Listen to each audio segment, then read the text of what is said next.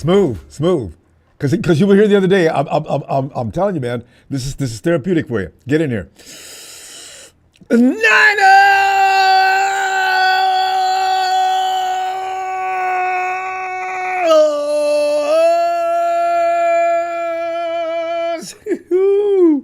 I didn't know I was going to make it today. I'm like, let's go talk some football, man. Let me out. I got away. See, man, because you know what? I'm telling you right now. I'm just looking for anything to have a good time with. Because see, I don't know about you, and I'll admit this to you because we're family, okay? I mean, I've got a little concerns about the season coming up. I'm entertaining anxieties about can they really get anything done? Because we'd be falling off of a cliff of absolute. I mean, we were just the bad asses, right? And so all of a sudden we got to go to this mediocrity. No. So, Niners' respect your reputation is sticking out. I got a kick out of that because, as I say, combing the net, looking for positives about my team, about our team, right? So I ran across this, and it's just, I know it doesn't mean anything. A lot of people say things like this preseason. It's just an avenue I want to stay on, you know. I want to shop on this street for a while. I'm thinking about moving into that building down the street from this place. You know what I mean? 49ers pick betting favorites by DraftKings to win NFC West. It just rings in my head. Hey, ESPN says the same thing. 49ers still look like the best team in the West. I said, what are they basing this on? I need to see what the Rams and the Hawks look like. WTF, really? I mean, an Aiyuk, a trade necessity? Fam, what's really refreshing, though, is that with all the 49ers personnel bleeding over the past couple of weeks, hope springs eternal. I know it's a sarcastic phrase, but you know, I'm serious about it myself. DraftKings Sportsbook lists the Niners as the betting favorites to win the NFC West in 2025, ensuring a return to the playoffs and all. And you know what happens when we go to the playoffs? It's NFCCG minimum. Smile, fam. It's going to be okay. It's going to be okay. Also, as Brandon Aiyuk recovers, there appears to be no sympathy for the wounded one, and it's NFL business as usual. As the recovering Aiyuk has a substantial amount of money coming his way next week, April 1st, April Fool's Day, if he is still a member of the Niners. Boy, John and Kyle, man, don't y'all walk in there with no clown suits saying, April Fool. God, come on, God, Brandon. You know we're working to get rid of you. Your money's already in your account. Did you even check yet? What are you crying about? But you maybe not. To the phones we go to enjoy DraftKings, placing the 49ers as the favorite to win the NFC West. And my question is, why? Fam, is there any reason to justify feeling good about that kind of a thing? And ESPN did it right just a little while ago. I said, last time I looked, we have also, people are saying the 49ers have one of the worst defensive lines in the league currently at this hour. So if anybody's still thinking the 49ers are going to grab an offensive lineman in the first round, oh, don't bet any money on that. 49ers are going to be really seriously trying to get that defensive line padded up and quickly. And also, why will Brandon Aiyuk still be a member of the Niners come next week, April 1st? Oh, fam, because you know, BA's future with the 49ers could become clear, and I'm talking crystal with it next week. I know, they've been talking about it. For weeks they've been talking about it, right? And it's always been a joke. It's off season. We say and do things to get people's attention here and there and doing all kind of odd things. All of it is a bunch of damned lies. And then all of a sudden you find out one out of them 30 lies told one of them was telling the truth. Mrs. Aiyuk's baby boy is due a hefty roster bonus coming April 1st. And you know, the Niners sure are all about spending lots of cash, all about not spending lots of cash as a thing of the recent past. It's budgeting time. This is always get a kick out of when billionaires use, the York family is not hurting for money. For those of us, we're not the accountant. We're not the one who owns the funding. But you always think, what is the problem? See, that's why we're not billionaires, because we've always thought like that. And anytime you had money, instead of having to go invest it or maybe making it grow, water that seed, and make it get bigger, you're not had a good time, bought an unnecessary car, and all that stuff, And the team is preparing for serious financial commitment to a few cornerstone players, Brock Purdy being the most expensive, of course. It's already being put out there that George Kittle is going to reset the tight end position again. Trade rumors are off season rolling, which means only a small percent of whatever you're hearing is potentially accurate, right? Also, well, trading BA is not that simple for a team that is not trying to add to financial stress, though. Even if you get rid of him, it's still going to be it's going to be like a howitzer shot right into Santa Clara Central. That hit. And help me understand this. The dead cap hits are equal to more money than they would be. I guess about reshaping the team. The 49ers are going to pay more dead cap money than a lot of teams are paying entire salaries. I mean, that number is getting up there. We're close. It's going to be over $100 million easily. Also, BA is still recovering from ACL and MCL injuries, making his return timeline pretty much uncertain. Teams may be interested in acquiring him, but most likely for no more than a fifth or sixth round pick would be my guesstimation. And there are teams calling. Yeah, we'll take BA. Okay, what are you willing to give? John, I give you a seventh round pick. And look, man, you should take that because if he can't play, it's just as good as nothing. Call me back when you're serious. God damn it. I could not answer the phones. I'd have somebody answer the phones for me. Mr. Lynch wants to know up front, give me just a roundabout outline of what your proposal is going to be.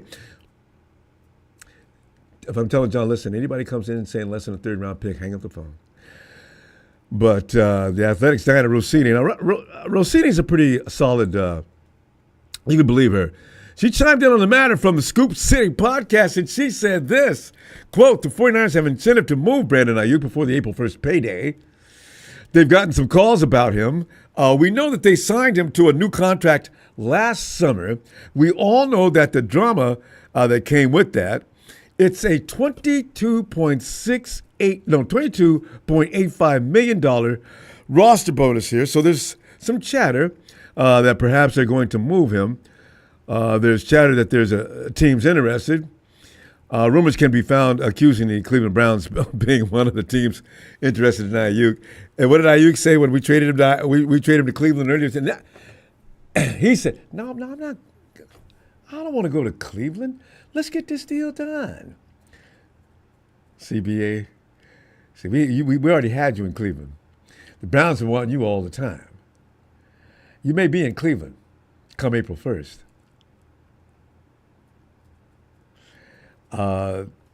There's a lot. Apparently, there's 2 or 3 teams, too. Now, this too, they may be one of the teams that reached out, as Rossini thinks they may be the ones. She indicated that. The question, is a deal likely? Will Aiyuk be playing elsewhere in 2025?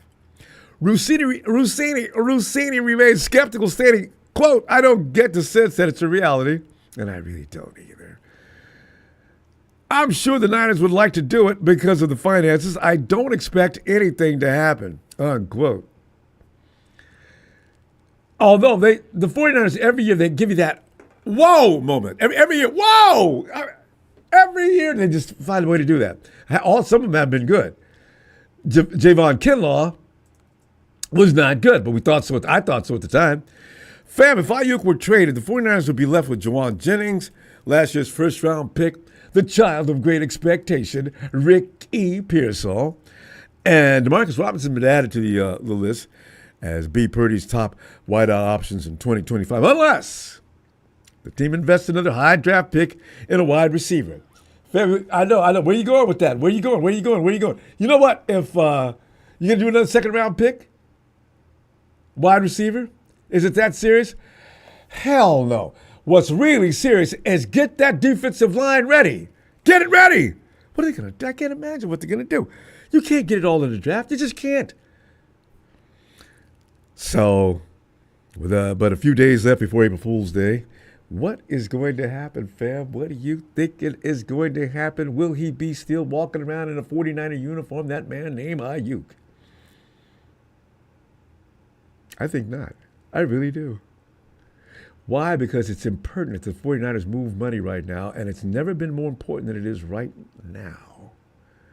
If Cleveland offers anything that's not an embarrassment, that the 49ers can't say we got, because you cannot say we got a 7th-round pick for Brandon Aiyuk.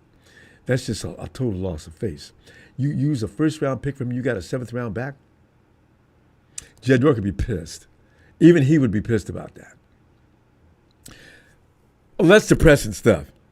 DraftKings says they are, even after all we've been talking about, or anybody has been talking about regarding the Niners, is the loss of several key players during this early offseason and have done little to offset the departures thus far. And to put everybody's who's concerned mind at ease, General Manager John Lynch appears to be relying on this year's NFL draft to replenish the roster with a lot of new youngins, babies that come in there with blood and mud in their eye, meat in their teeth. Where does that go? Anyway, looking for brand new savages to bring in. Where's Megan? It's certainly not impossible, though, fam. Assuming the team can replicate that last year's success in selecting impact players. We got some rookies I'm proud of. They were good. The Mighty Niners are coming off an injury-riddled, sad 6-season that was good enough for a last place in NFC West finish. Rams fans remind us of that every chance they get. Bitch asses. But, the Niners have their work cut out for them in this upcoming 2025 season. Everybody knows that. It's nothing, it's not breaking news. Injuries played a significant role in the last season's struggles, and their offseason losses have led many to predict another challenging year of falling down at mediocre teams like the Rams and the Cardinals. I call them mediocre. The Rams, they did nothing special. They got lucky last year. Anytime they achieve, it's mostly lucky. Yeah, I said it. I ain't gonna take it back either. But not DraftKings Sportsbook, the well-known and famous gambling institution.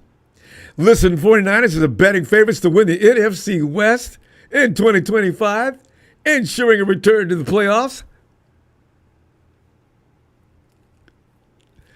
Fam, don't let that happen. You know, this, if the 49ers make the playoffs next year and get in there, I know how we always say, man, ain't nobody talking about just getting into no playoffs and winning and getting taken out first round or second round. I am going to be delighted because I didn't see that coming. That will mean we will have 17 weeks of nothing but a good damn time. And who knows, if those kids get that polished, the newies, and we do into the playoffs, that means it was because of them. Now, what makes you think that those same kids ain't going to keep the same amount of cool getting to the playoffs? I know about Washington, Green Bay, Detroit. I know there's going to be a couple of surprise clubs like there is every year. Probably most of them in our division just because we think our schedule is going to be easy. And I keep saying, man, I ain't trying to hear that because every year somebody says, yeah, they got an easy schedule. Come in fighting tooth and nail for 17 weeks. So, man, I tell you, the defending division champions, the Scams hold the second best odds while the Seahawks and Cardinals are tied for third. Well, I know what? I'm not making this up. This is okay. Let me go on. NFC West Division winner odds: San Francisco 49ers plus 125, Los Angeles Scams plus 185, so Seahawks plus 600, Cardinals plus 600. One thing that everybody sees as a positive save, that of myself, is the Niners' last place finish in 2024. Which secured them a favorable schedule in 2025. I've told you about how I feel about that. You can go ahead and rely on that to be a supportive thing. But, man, I tell you, man, I'm more concerned with the potential of embarrassment. I mean, I do show shame a little easy. As everybody that I know and come in contact with all the time, how I'm that guy that you come over to the house, the lights are out. I instruct my family to go out and have something to eat. I'll be here. Lights are out. Usually, and I have a dog that doesn't like people. I usually let him out, and let him run around in the backyard, but he can get to the front. So if you're a Raider fan or something like that, come over and give me a hard time, he's going to bite you. I'm telling you right now, he's going to tear your ass up. I'm going to play like I didn't know he was outside, and that'll be that. But you do realize the pressure involved in possibly being favored damn near every week, though, don't you? That's fair. That's what I'm talking about. There will be headhunters looking for the 49ers each and every week. Teams will play their best game. Oh, y'all supposed to be the Niners, huh? Yeah, okay. So I'm not being unfaithful. I'm loving all of this rhetoric. I do. I just don't want my feelings trampled on again. I'll remain cautiously optimistic if it's all the same to you. Raymond. I know Raymond don't call me and cuss me out, man. I'm just saying, Raymond. Just saying, man. I can easily be talked out of it, though. I'm just a little concerned. You're not coming to every season like that. First week, everybody's making predictions. And especially, we got some people always say, I got this. Hey, I don't know, man. 49ers, 49, blah, blah, 12. Okay, go ahead, give me your score. I'm serious, really. I put that down for him. Next thing you know, there is some outrageous score in that light. And I say, I got to stop being chicken little about this. So despite the roster losses, key contributions like CMC, GK, Fred Warner, Nick Bosa, Brock Purdy, they're not going anywhere. No. Just remember about the troopers that left. Debo wasn't Debo no mo. Just wasn't. Dre Greenlaw and Toledo Hufanga, both of whom signed with the Denver Broncos, while they were impactful and I loved them to death. Healthy. Both players have battled that status the last couple of years. Debo does it every year for at least a game or two anyway. We got used to that, but when he comes back, he'd be hell, right? Paying the big hefty extensions would have been placing an albatross on the neck of the franchise. Again, more than likely because they're not getting younger. So that means those lingering, agonizing, often occurring injuries are going to continue. And we were going to lose games because of it. What's fun, though, is that the Rams aren't favored to repeat as NFC West champions, which, given the general perception surrounding the 49ers, DraftKings must have guys running around saying, together now, same old sorry-ass Rams!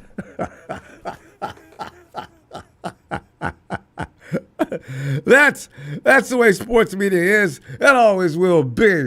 CBS Sports, on the other hand, recently gave San Francisco an F grade, as you know, for their offseason, the lowest of any team, while the Rams received an A minus, amplified by key additions such as wide receiver, Devontae, give me the ball, Adams, and retaining Matthew. My wife says we've got to go. Stafford, if I don't get my money. I mean, she said that, guys, because if it was up to me, I would stay here. In fact, I'd ask for a cut in the salary. But she's not happy, and she doesn't really appreciate what's going on with Cooper Kupp either. But that's neither here nor there, and whatever you're giving me, I'm okay with. Question is, are you with DraftKings' assessment of your Niners? Do you believe? Are you a homer as much as I am? Do you have expectations that are too lofty to even be achieved? I am. Will they live up to the odds makers' expectations, or is the betting market overestimating the potential of the San Francisco 49ers in 2025? I'm already nervous. We haven't went to the draft yet. Oh, my God. Oh, man. Woo. Okay. I tell you what, though, if we just win 2 games this season against the Rams, I'm going to still be talking trash like crazy, man, because them clown butts, man. Hey, yo, Matty S., come on in, man. Ronbo. Matty, April Fool's Day is one of everybody's favorite days. Are we going to have – is Brandon Aiyuk going to – is he going to be with us on April 1st?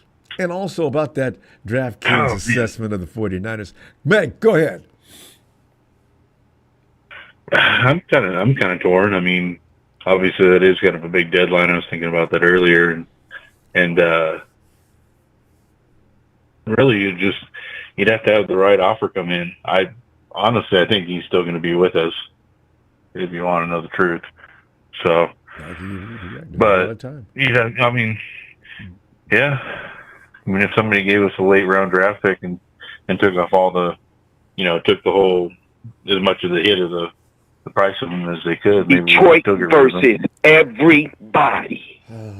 That guy. Go ahead. But no, you're good. So yeah, no, I fully plan on seeing him.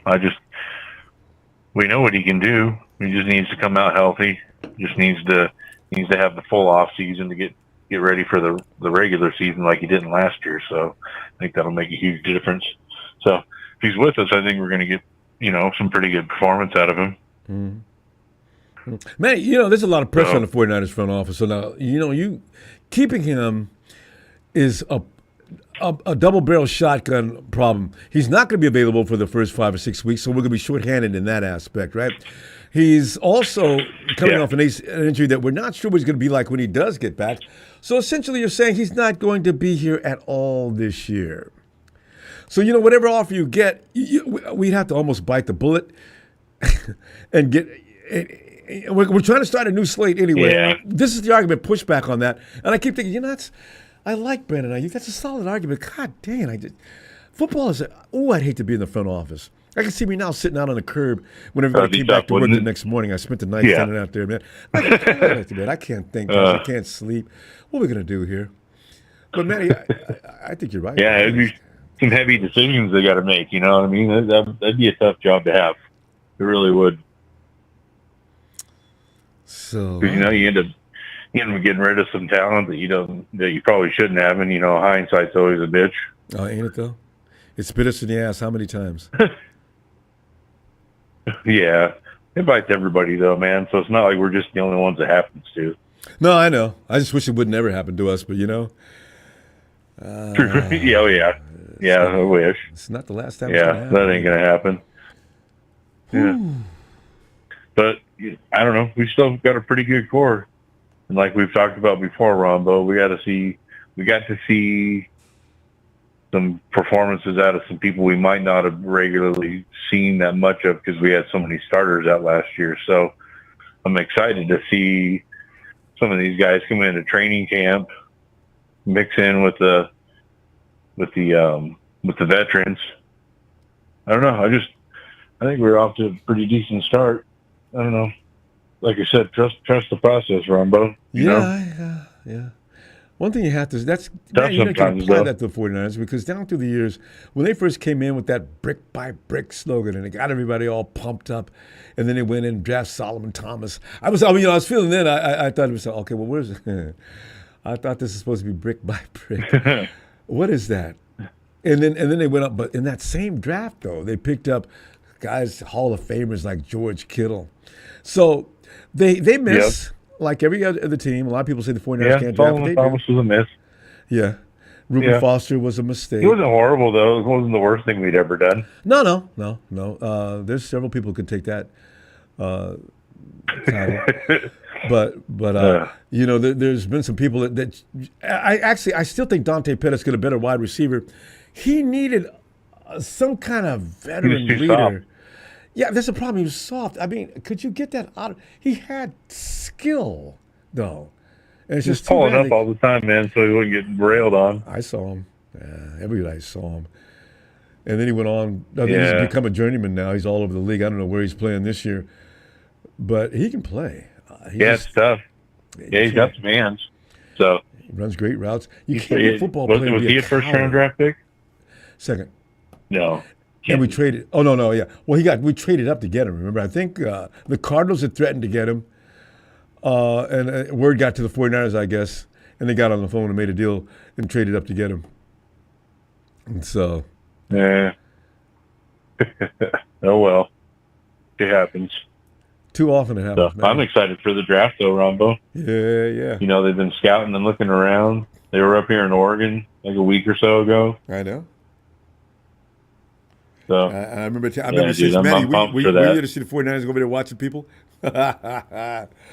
You said they got an offensive lineman that's good. What position did you say that stood out? You mentioned a player. What's the big time dude for the Ducks?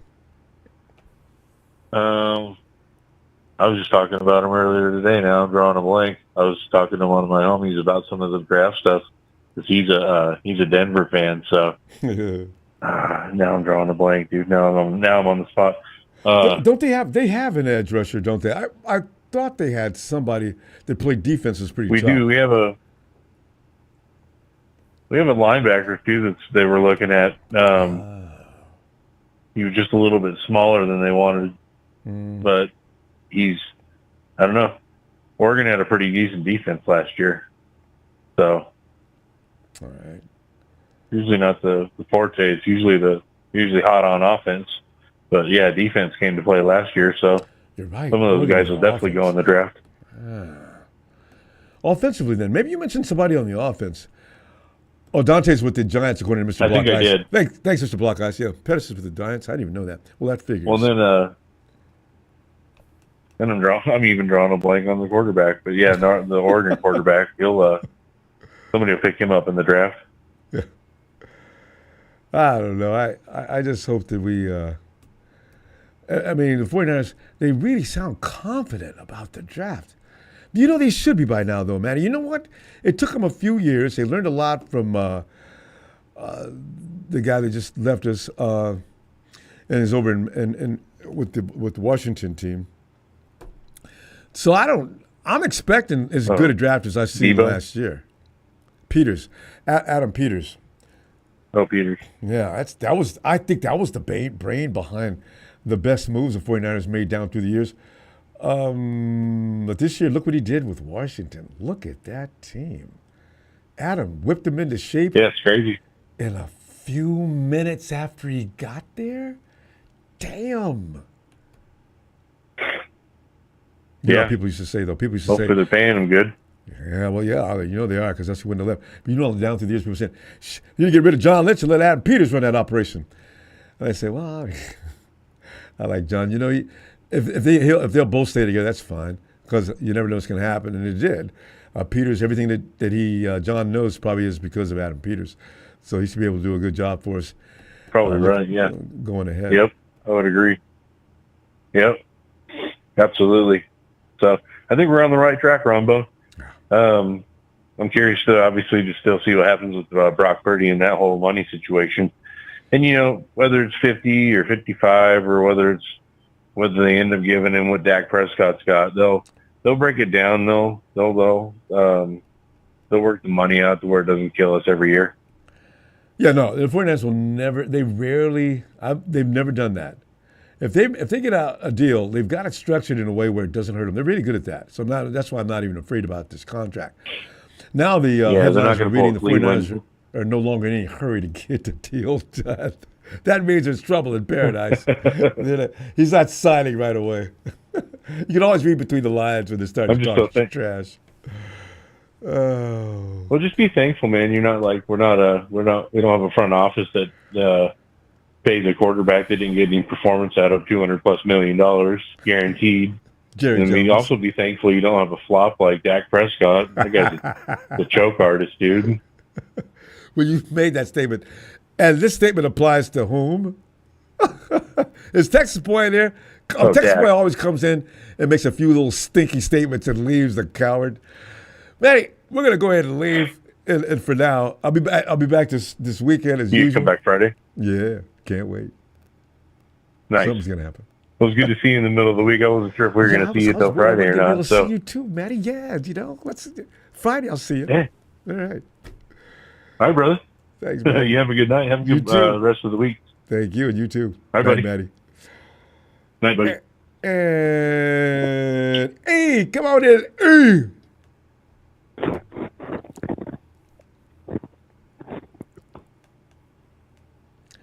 Yo, E. Yo, E. Hey, I hear you in there trying to get something to eat.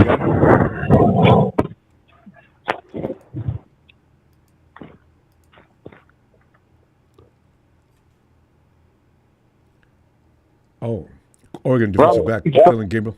Yeah, I was waiting for you to get that. I heard you press the buttons and sliding around, trying to get that thing in order. Yes, up, E. Oh. You Wow. okay? E. Yeah. You hear me? I've been hearing you. You've asked me that. I mean, just to tell you, you've asked that. This is the third time. Go ahead. Have you got it? Got what? Are you? E, are you? E, will you sleep? Yeah. E, Yeah. wake up.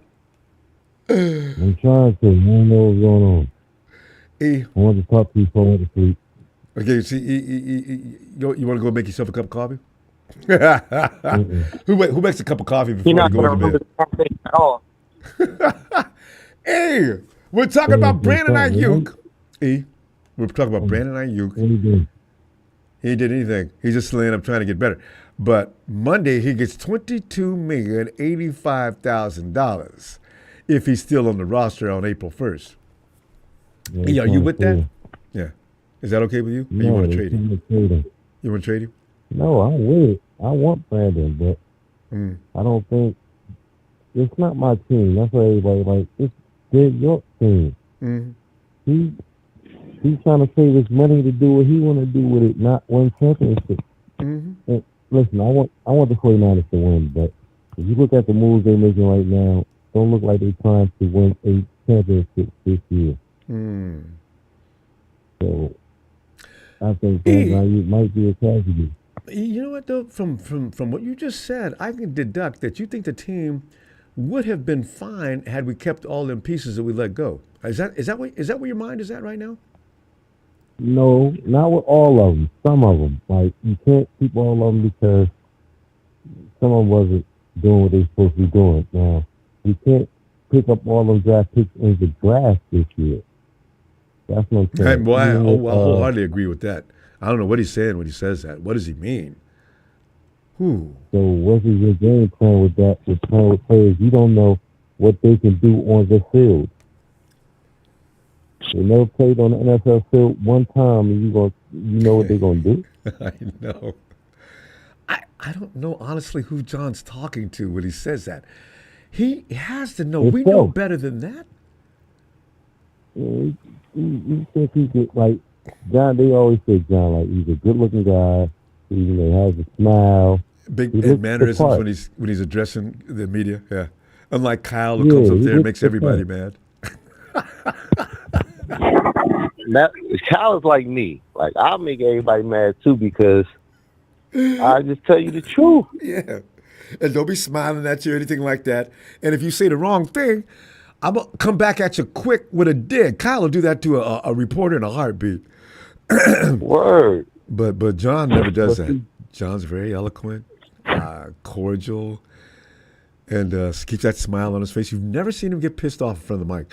How many times have we seen Kyle get pissed off? If I had $1 for every time I've seen Kyle get livid, man, I have a lot of money. That's because Kyle is a NFL player's son. John Lynch is an NFL player. Yeah, big Even difference. though Shanahan played NFL, he didn't play it long enough or good enough to be. To me, that's just my opinion. To be an NFL player, like, you earn them stripes. Like I said, when you go on that green grass, it's like when I was saying the Eminem thing. It's when you got one chance only with this tackle, you might just eat all dirt. Yep. And then you're going to reconsider whether you want to do this or not. Yep. Yeah. Saquon Barkley jumping over you type stuff. Like, Running that clip back and forth on social media. Got it on a loop so everybody can laugh. Hey, E, was that you? No, man. Yeah.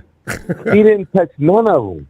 If you seen the clip, he didn't hit none of them. He didn't hit his back leg.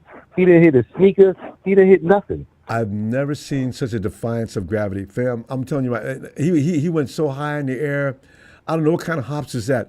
Booty didn't touch, feet didn't touch, like you're saying. He cleared that dude by miles. That's not human. I'm surprised they didn't call him in for drug testing. I think somebody suggested that they do. Yeah, oh my! And look, I live in New Jersey, so that's and I got family in Eastern PA. That's where Saquon Barkley is supposed to be from, Eastern PA, and they love Saquon. Yeah. They love him, and Oh my God! Like when he did that, I said, "Yo, that boy is like." I got young nephews who can do some stuff. He Yeah. is different. You know what that's like Stephen Curry. You know, if you're a new generation talent that comes in and does something spectacular, everybody wants to do it. Like when I say Steph Curry, he changed the Yes. NBA. Now it used to be Yes. working the post and working the ball in and taking outside shots here and there. Now you need to have at least three or 3-point shooters on your team at all times if you want to compete nowadays. So you look at Stephon doing what you look at what he just did, Steph, what just happened in the NFL with our running back we're talking about. See, the other people can be trying to do that, and they're going to fail. That's what I can't wait. You know, I mean, when you jump up in the air, go backwards, and expect to clear a body and land right on top of him, ref's probably going to throw a flag for unsportsmanlike contact. Conduct. Good Lord. Everybody's boy, not that's different. Saquon. Yeah. No, he's different. Like I said, they cracked on his thighs a long time ago when he came in. Saquon thighs or Saquon, whatever. But his thighs is like, you got people, everybody play football, everybody play basketball. Now, some of us did. Yeah. And you have these athletes who can do things, you like, good Lord, like, what the hell? Like, small dudes with hops. and you just like, bump his head on the rim. And that's what I said, like, our best receiver in a Navy, when I was in the Navy, was a small guy, like Debo. Small, short, like, he wasn't tall, he wasn't fast. He was small and short, but he was quick and he could catch. Quick and that's what it was. Yeah, if you're in defense. Yeah. So it's like, stop trying to, like, everybody want to go to the NFL Combine and find a 4-2 guy, the Dante Pettis. Dante Pettis ain't a football player, really. Nope. You know what I mean? So, and he's been in the league this long is a surprise to me. You cannot be scared. If you're a football player, you can't be scared. NBA, they'll call a foul if somebody touches something like that. But in football, they're not going to call a foul if somebody touches you and they hit you hard. So I don't know how you ever got started. We used to get smacked in the helmet. Like, what was it, Ed Green or Too Tall Green used to do that? Oh, yeah. They'd swipe your hand down and smack you in the head with the other hand. Right. And people don't understand. If you ever play ball and it gets as a pileup, they stop pileups for that reason, too. Dudes would be like trying to pinch your neck off or something like that, reaching out a snack. Yes. They would just abuse the dude at the bottom of the stack. I know because I used to do that. And pull I out his swear to God, eyeballs. We used to do it. But, that's what football is, though. It's just all out war. It's war. Like, you got your helmet and your pads on for a reason. I always said that. Like, it ain't basketball where you don't have no padding and stuff like that. You got your helmet and pad on for a reason. Act like it. Yeah. So, it's oh, man, we got to jump over. Listen, we're having so much good time talking about football. We forgot to talk about. Tell you what, I'll be back Friday, though, fam. Go ahead and get some sleep out in New Jersey. Oh, yeah, I love I'll try to call you back Friday. Big Ronbo, let's go. 49ers for life. You heard me? Heard. Burgundy and go. Let's go. Night, fam. It goes E. Night. Word. Oh, man. About some good, man. Hey, AAA, would you get in here, man?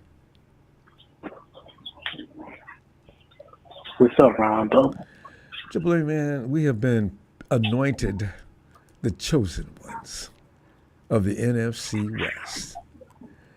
And also, come Monday, there's probably going to be a betting line open up soon. Is Brandon Aiyuk going to continue to don the red and gold shirt?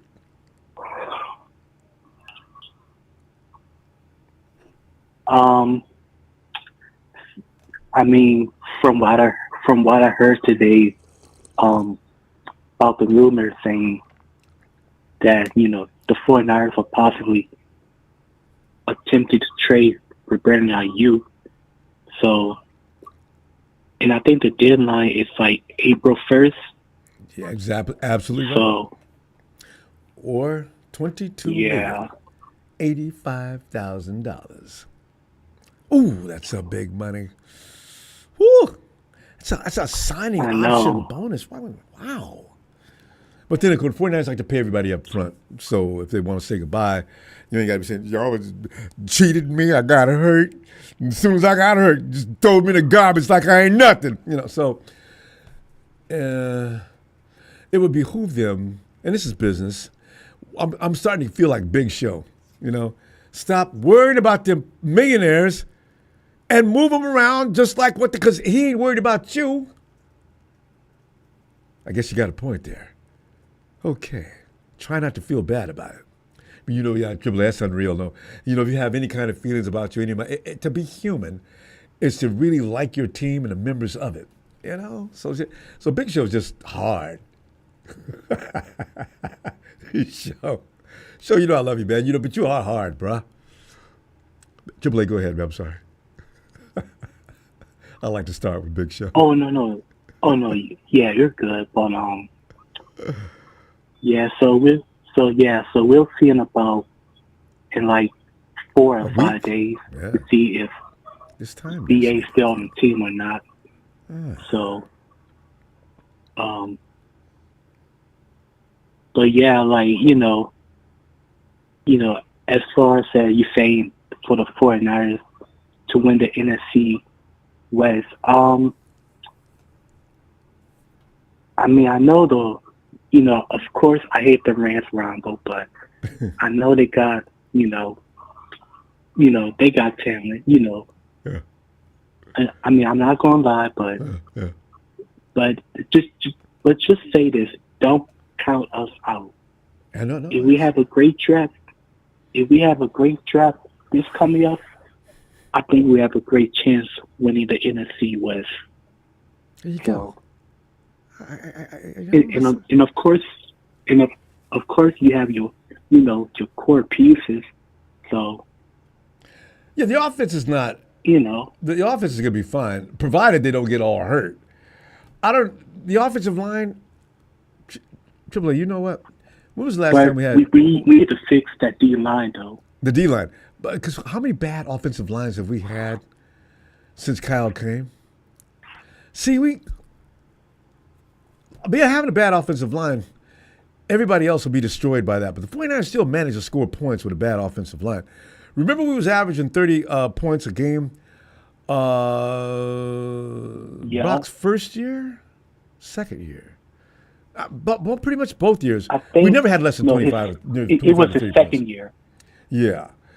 So, and that was the offensive line was not great then. Brendel was out there. So, I think the 49ers are probably still going to, I say minimum, the 49ers are going to score 28 points a week. The defense has to stop giving up 30 points a week. That's the problem. So I think that's where the 49ers are looking at it. And we're going to be mad as hell about no offensive line help this year. But we probably should stop crying about that because it's not going to stop the 49ers from scoring. But the defense has to be on point in order for us to have a bad offensive line. You can't have offensive line bad and defensive line right. Am I right? Yeah. Yeah. Oh, yeah. You're absolutely right. Because, even, when we were scoring like 30 points a game, our offense was fully healthy. So, yeah.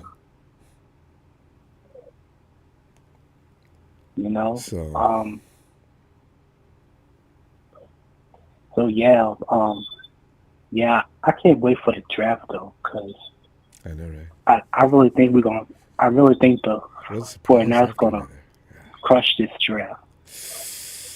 Yeah. And bring some names that we're gonna say, ooh, the Niners maneuvered that pretty. And they pick him up. Oh, I love having them old moments during the draft. Bad thing about it, I need to watch college football more so I can identify the players.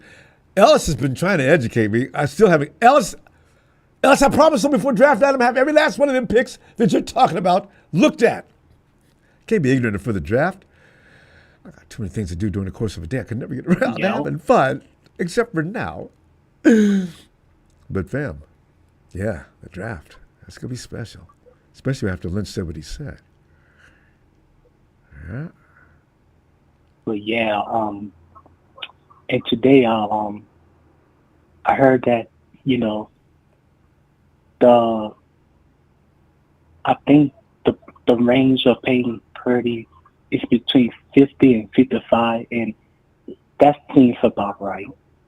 Yeah, no, yeah, no. There's no point in insulting him, giving him below 50. I mean, And I mean, it'd be nice, but it's not right. yeah, I mean, how many NFC and CGs at a Super Bowl? Come on, man. Whether people want to give me any credit for it or not is moot. He was there. Okay, so.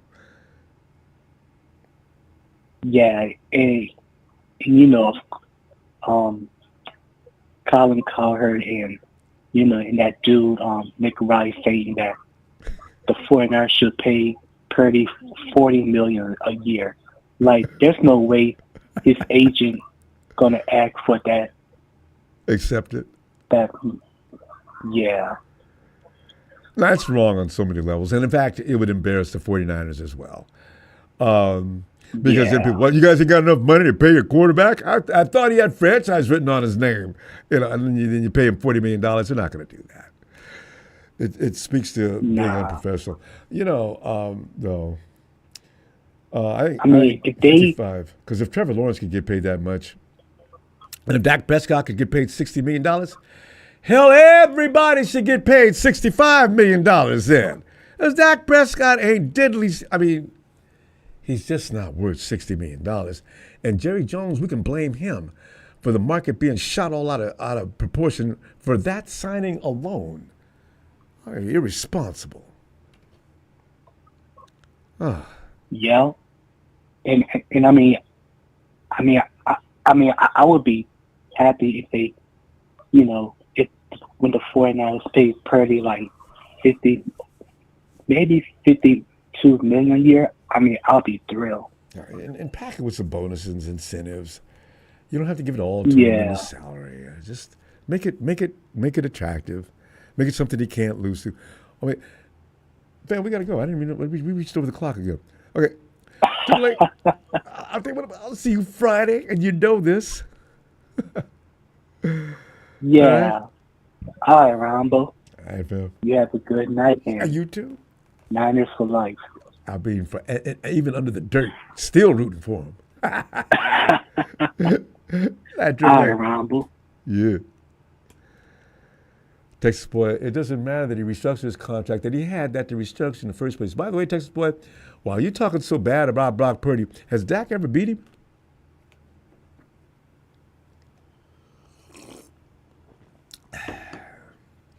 Hey, yo, Steven. What's up, Ronbo? Steven, you, man. I thought you were going to be back on Friday. What happened? I know, man. I got out of it, They're still looking for me. I got the door locked. They can't get me. I got to talk football. It's therapeutic. I feel better when I'm talking about football, especially when I get together with y'all. Yeah. I knew you were going to come back because when I saw the Brandon Aiyuk news right when I got off call, I was like, oh, yeah, no, he's got to come back to this. You know me, boy. Yeah, that's too hot. Too hot. Got to talk about that. Stephen, and where you at on that now? Is that going to happen, or is this just media having fun again as per usual? And the 49ers will come out 2 weeks afterward. No, we never mentioned or put out that we were going to. No, it could really happen. I think so, too. I for sure am a firm believer it could happen. They might, because I know they're looking for like a third rounder. Is that the floor? Because that would be, okay. Or that's the ceiling. Yeah. They want a third rounder for Brandon Aiyuk. And no one's willing to give him that. However, if they say, hey, we're settled for, a fourth rounder, a fourth and a fifth, I'm pretty sure a team will swoop up on that, and that being the Patriots. We do our best picks in fourth and fifth round. We'll take it. Yeah, and the reason why a lot of teams are hesitant too is not because of his skill level. Honestly, if it was me, I'd say his skill level, his discipline. Yeah. But because he's hurt, and me, I never cared for Brandon Aiyuk. I always said, he doesn't deserve that money. He only had technically one good year that was really above and beyond, his call at the time. But like I said, man, him and Debo are the two wide receivers. Let it be a learning lesson for the Niners to never, ever cater to loudmouth receivers again. Please, for the love of God. Unless they come out, swinging with 1,000 yards receiving first, second, and third year, they got to pay them the money. like someone like, let's say, I don't know, Jerry Jeudy, or, what the hell is it called? Oh man, I'm blanking out. Or like, let's say a prime Odell Beckham Jr. Yeah, I know exactly what you're talking about. Even DK Metcalf and Tyler Lockett, they deserve to be paid. Those dudes they were the best tandem in NFL. Was that 3 seasons ago? Both of them were 1,000-yard receivers. Those are guys you do pay. And, the pedigree for Tyler Lockett is just ridiculous. How many times did he kick our ass, Steven? Just him and Russ alone. And then you had DK, who doesn't have good manners, but he can play football. Oh, yeah, that's the thing, too. DK can play. Tyler Lockett can catch. And you notice how the two offset each other. Lockett and DK can get open, get separation, and it's extremely hard to take DK Metcalf down. And if you let DK Metcalf go out on a straight route, and you're not on his ass from start to finish, he's gone. Yeah, he's gone. Let me remind you what he did to Buda Baker when Buda Baker caught an interception, and how far DK Metcalf was all the way downfield. He was basically in the end zone ready to catch a ball, and Russ threw the football and missed the target completely, and he hawked him down all the way to the 5-yard line.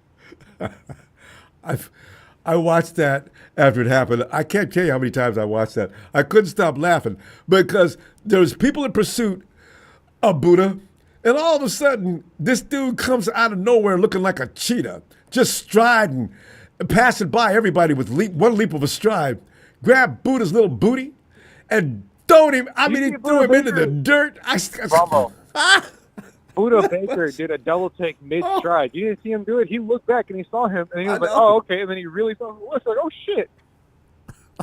By that second look, he was already caught. So, like I said, hopefully, if Brandon Aiyuk gets traded for 4th rounder and 5th rounder, I'd be okay with that. If we get a 3rd rounder, then even better, right?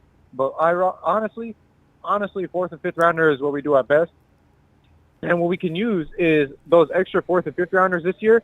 So that way we can use them as fealty, meaning like we could trade with other teams that don't really have a position to climb.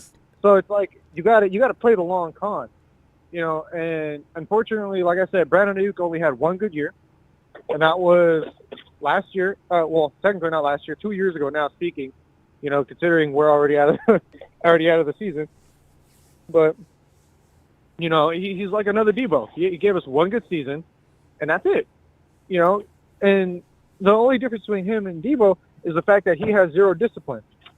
Point blank, when he first came in as a rookie and he thought he was hot shit, and they sat him out. 2nd year, he was okay. 3rd year, he had his breakout season, and that's when he wanted to get the money. But then look at this year. He comes back after the negotiations in shorts, completely disregarding everyone else's attire, just wants to do his own thing. Yes. And it's like, bro, if you want to do that, that's not going to fly here. And I think now, I get it, the Yorks want to play Moneyball, but now I feel like, the organization as a whole is going to just play hard to get. Meaning, like, if you're going to be about bullshit, you're going to be on your way out as quickly as you started. Because we don't have time anymore. That. Not like a few years ago when, you can humor players, play games with them, pamper them and let them know, "Oh, we love you so much. Come on, we're gonna do this for you. We're gonna do that for you. All right, and you can get fruit cup every night right here in the facility." See, no more of that anymore. These are grown-ass men. You got to treat them like that. Steven, the problem, too, is, after a rookie comes out of his rookie contract, he's expecting to have earned the money that he's asking for. So it doesn't come down to an option of – because you can't wait till the 2nd contract. 1, 2 – your 3rd contract, rookie contract, and then the 1st contract after the rookie contract. And then you can't wait till the 3rd contract to sign players. No agent's going to put up with that. No player's going to want to put up with that. So you pretty much, your worst signing is going to be after that rookie contract is over. Every player kills the team the worst coming out of his rookie contract. That's just the way it is. And that's the way it's always going to be. That 2nd contract, you can mess with them, though.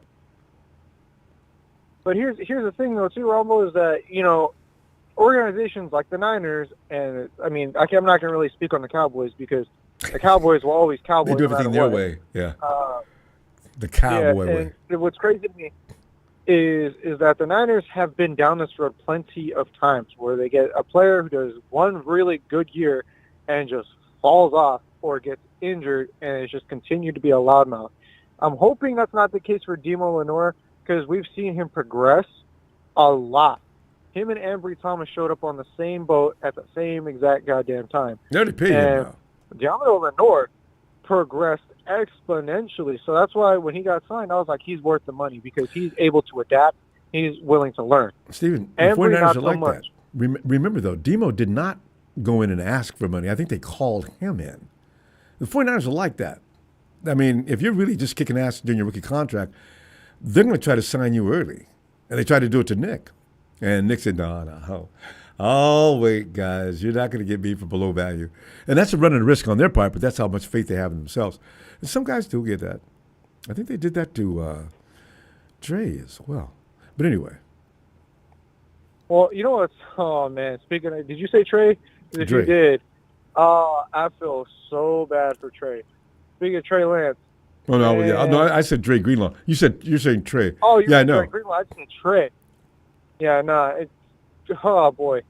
I mean, Dre, okay, it's bittersweet, man. It's bittersweet with that one because it's like I love the idea of him staying as a Niner, but I also don't like the fact that he's a lot more injury prone. And if they're going to sign him for a lot of money, they want to get their get back. You know what I mean? If we're going to give you money, you got to show me that you're worth the money. You know? And so it's just unfortunate. It's just unfortunate how it is. But Trey Lance, on the other hand, now that's just a sad story. Trey Lance, man, I had hope. I didn't know anything about him in college. I was rooting for him, and Kyle killed him. And not only just killed him, but killed his career. Like, he is on his way out. He's on his way out with being a quarterback, man. He's not getting a shot anywhere. Yeah. He may end up in the Canadian League. Yeah. It's horrible, man. And I had such high hopes for him. Well, yeah. Everybody did. Steve, we're going to stop. We got to stop. The clock is whipping out. I guess we're just having too much fun every time we get to come in here on the phone. We're out of time. I'll see you Friday. All right? I'll see you Friday, Ronbo. Looking forward to it. Give my best to that great family of yours. All right. All right, Steven. Have a good night. Thanks, man. And Tony. Wait. Everything, you see things. Does anybody know of any notable moves that the Dallas Cowboys made in the last few weeks? I didn't hear anything. Although Michael's getting a lot of trouble for making his podcast. I love it. That beatdown last year from the Green Bay Packers and some other beatdowns the Dallas Cowboys have suffered at crucial times. Oh, Texas boy. You guys, this is why I'm glad you guys are there, though. This way, some of our shortcomings pale in comparison to what's going on in Texas. Tony, come on in, Tony. What's happening, brother? Oh, man, we're just sitting here looking at April 1st. Because 49ers always seem to have, it's like being on a quiz show. They always have these questions they got to answer within the clock. Tick, tock, ding. For 4 picks, we go to John Lynch. Now, we're trading him April 1st. Pass! Wrong! Tony, is he gone on April 1st? $22,085,000. They've got to pay him that on April 1st while he's recuperating. And Tony, the question the question you love the most, knowing you, DraftKings said the 49ers are going to win the NFC West. Yay or nay? All right, go ahead, Tony. I'll sit back and listen. Well, as far as Brandon Aiyuk goes, Ronbo, I think they'll trade him for a 7th-round pick if they can get out of the contract. If somebody can take that contract off their hands, they'll settle for a 7th-round pick. I bet you're right. All right. And I know the situation, they're probably going to do just that. You got to understand that Kyle Shanahan, when he's got a grudge against you, it never goes away. So Brandon Aiyuk turning up with his red shorts on a dark short is one. Jordan Mason not being advised what to say to the media and stuffing up a media interview is another one. As to when he was supposed to be told he was going to play. So I hope Jordan Mason runs for 1,300 yards. Oh, wouldn't that be great? Just to prove a point. Because we needed him. We did. But if you're worried about red shorts, then you can't go past talking about Dennis Rodman, Ronbo. I mean, nobody was worried about what he was wearing. Or as long as his he hair performed was on the today. basketball. Yeah, as long as he performed on the basketball court. I mean, if we're going to start getting petty about shorts, we really need to take a good look at ourselves. You could play, T-shirts versus skins. No T-shirts. I mean, Tony, one question I have for you, though. Now, I don't know what it's like coming up as a kid and playing ball in Australia, but coaches do think if you do things like that, that you need an attitude adjustment. A lot of coaches hate that, and if you're doing things just to spite them, they'll take it personally, right? So when Aiyuk ran out there in the shorts, it wasn't such an egregious thing, but it was symbolic of some issues that Aiyuk and Shanahan had, and as you're alluding to anyway, because the way we look at it is not a big deal. But Shanahan saw him run out there with those shorts, and he probably could have lit a cigarette on the top of his head, So that's what that is. Yeah, well, that's the sign of a Gestapo control thing. You know what I mean? Oh, is that true, too? But coaches like that, I mean, they don't like that. It's running laps for an hour. There's a lot of things that are laughable in life, Ronbo, but when it comes to the 49ers, we all know how things develop and for what reason people are ousted. And I mean, they couldn't do it to Trent Williams. Trent Williams was smart. Brandon Aiyuk might have got some advice from Trent Williams. Trent Williams took one look at the O-line, Ronbo, and said to himself, who the hell are they going to replace me with? You know what? I'm going to get my money back because they've got no one to replace me with. I'm just going to hold out. That's a smart person. I don't know how they didn't see that coming. They didn't have any guaranteed money on his contract last year. I said, why would he play? Well, he outsmarted the smartest, didn't he? Yeah. Well, maybe I don't know about the smartest, but the folks in the front office. Well, who were they going to replace him with, Ronbo? Well, they could. That's what I'm saying. Hey, Tony, if you and I were sitting there in that office and needed to do something, we didn't have anything else to do. And listen, guys, let's go ahead and give Trent an offer right now before he walks out. Because, God dang it, if I'm him, I'm walking out now. We don't have any guaranteed money on his contract for next year. He goes out there and gets hurt. What's he got? Let's not play him for a fool. And then we call him in and we get this straightened out before he sits out. You know what you do, Ronbo? Damn it, guys. You know what you do? There's a coach here in Australia called Craig Bellamy, and he coaches the Melbourne Storm football team. And do you know what he does with every single player, regardless of whether they've been in the NRL or not, that comes to his team? Yeah, wow. Because a lot of these young kids have never had a job from the time they've gone to college to the time they reach the NFL. So what this guy does is he sends them to do hard labor, all right, for a couple of weeks, all right, to appreciate what they've got, all right, what kind of a job they have.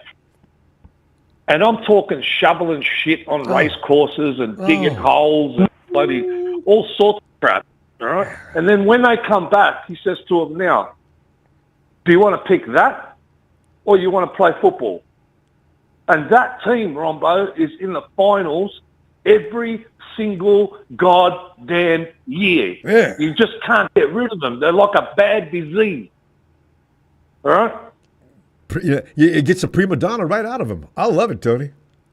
You could never get an American kid to do that, but I love that idea. You need to appreciate you can read about this luck you've got. You're not even you're a privileged kid. You got great skills. You get to do something you like to do and get paid very handily for it. Oh, that's a dream come true. And you very need to appreciate handsomely it. To the point where it's life-changing money. Oh hell yeah! All right, even a rookie contract. And then you want to act like it. You want to act like it. But personally, if I was a GM or a coach or whatever, and some of my players decided they want to hold out, I'll replace them straight away. I don't want that person on my team. Forget about it. Belichick does that. Used to. Yeah. You're not invested in you're not invested in the reputation of the team that you came to. You're not invested in playing the game. You're telling me all you want is a bag of money and then you can relax. Get out of my sight.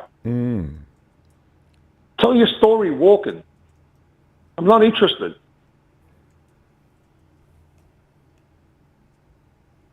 But, Yeah.